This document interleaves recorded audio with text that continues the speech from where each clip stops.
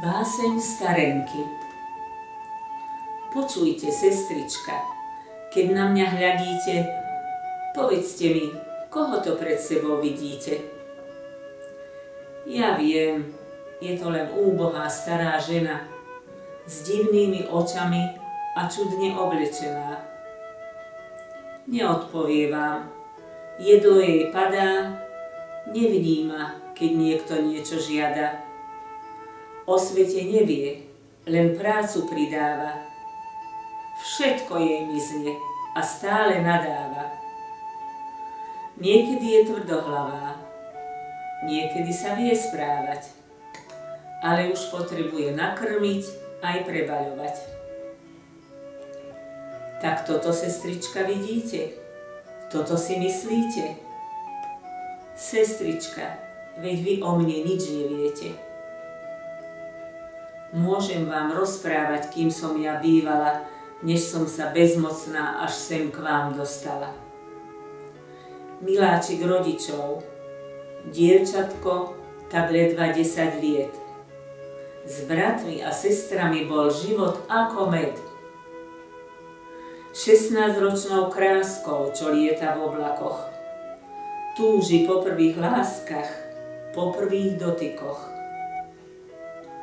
V 20 nevestou so srdcom búšiacim, s prekrásnou kyticou, ženíchom túžiacim. A keď som mala pár rokov po 20-tke, vytvorila som šťastný domov pre svoje deti sladké. Potom prišla 30-tka a putá lásky detí. Ako rástli, už sme mohli uzlovať po pamäti. Synovia odchádzajú a už mám 40. Len môj verný muž ma bude ďalej sprevádzať. 50-ka prišla a s ňou ďalší milí, čo sa mi na kolenách ako tí prví usadili.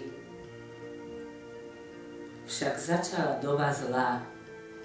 Môj manžel zosnul v Pánu. Mám z budúcnosti strach. Niekto mi zavrel bránu. Život ide ďalej.